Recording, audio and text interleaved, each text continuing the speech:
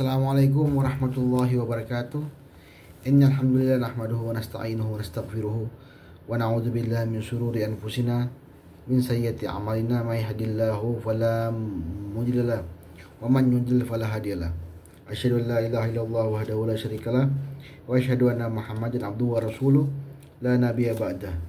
Allahumma shalli wa sallim ala sayyidina Muhammad al-Fatih lima ughliq wal khatim lima sabaq nasul haq bil haq wal hadi ila siratal mustaqim. Alhamdulillah bertemu lagi bersama saya Muhsin dalam official muhsinchannel.com. Kita masih membahas tentang kitab fatwa-fatwa kepada seputar perempuan dan permasalahan yang ditanyakan kepada Abdul Habib Fasladat. Kita sudah masuk ke pasal 156. Yang saya hormati para kiai, para ulama, para habaib dan para jamaah muslim di mana saja berada.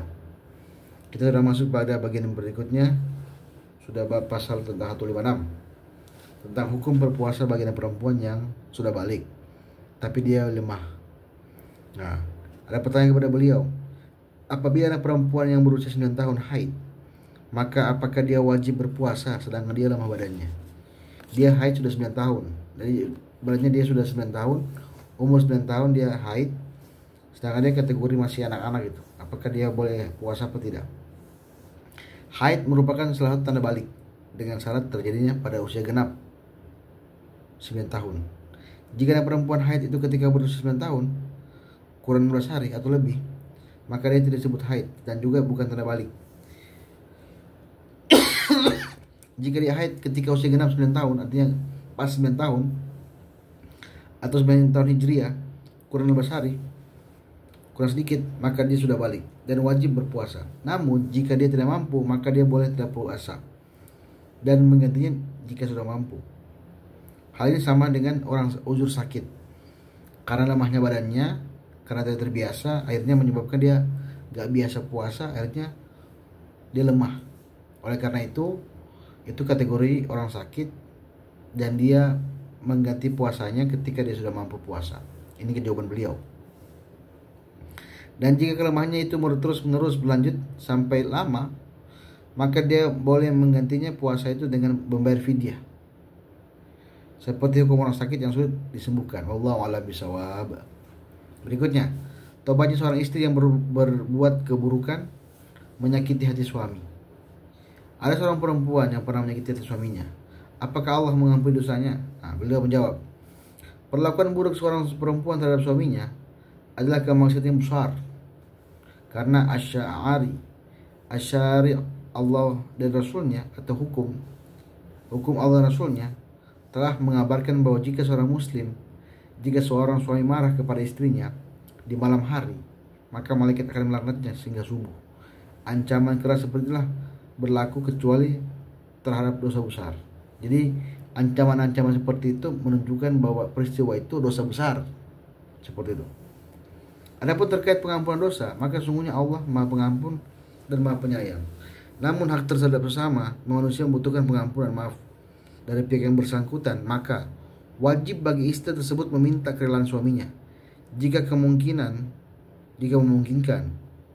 Jika tidak bisa, maka perbanyaklah istighfar untuk diri sendiri dan suaminya agar mengharapkan Allah agar mengampuni dosanya. Jadi kita istighfar banyak-banyak dan berharap suaminya, harapannya Allah mengampuni dosanya.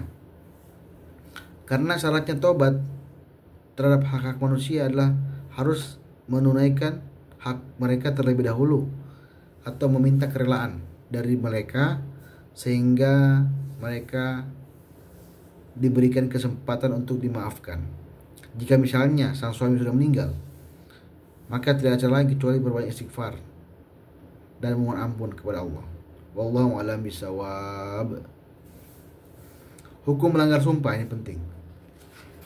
Ini penting karena kita kadang-kadang mengucapkan sumpah itu sangat gampang. Ada seorang perempuan yang bersumpah terhadap perkara dusta dan dia telah menyesalinya, maka dia harus apa yang harus dilakukannya. Jadi dia bersumpah tapi dia dusta. Jawaban beliau ialah, sungguhnya Allah Subhanahu wa taala menetapkan denda sumpah yang dilanggar. Jadi kalau ada bersumpah kemudian Anda melanggar, maka denda.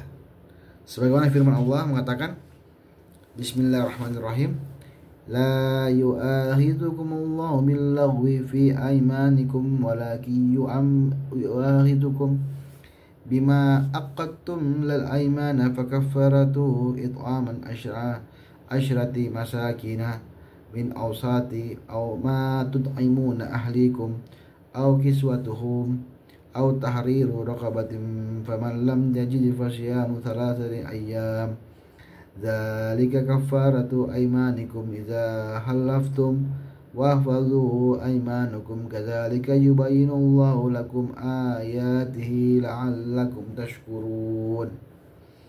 Allah tidak menghukum kamu disebabkan sumpah-sumpahmu yang tidak dimaksud untuk bersumpah, tapi Dia menghukum kamu disebabkan sumpah-sumpah yang kamu sengaja. Maka kafarat melanggar sumpah itu ialah memberi makan 10 orang miskin. Jadi memberi makan 10 orang miskin, yaitu dari makanan yang biasa kamu beri makan kepada keluarga kamu. Jadi kalau kita memberi makan orang miskin, wajib sama seperti apa yang kita makan. Itu landasannya. Itu landasannya. Atau memerdekakan budak. Jadi kalau sekarang kan budak sudah nggak ada ya, kecuali zaman perang. Barang siapa yang tersanggup melakukan hal tersebut, maka kafaratnya adalah puasa selama 3 hari berturut-turut. Yang demikian itu adalah kafarat sumpah-sumpahmu bila kamu bersumpah dan kamu melanggar.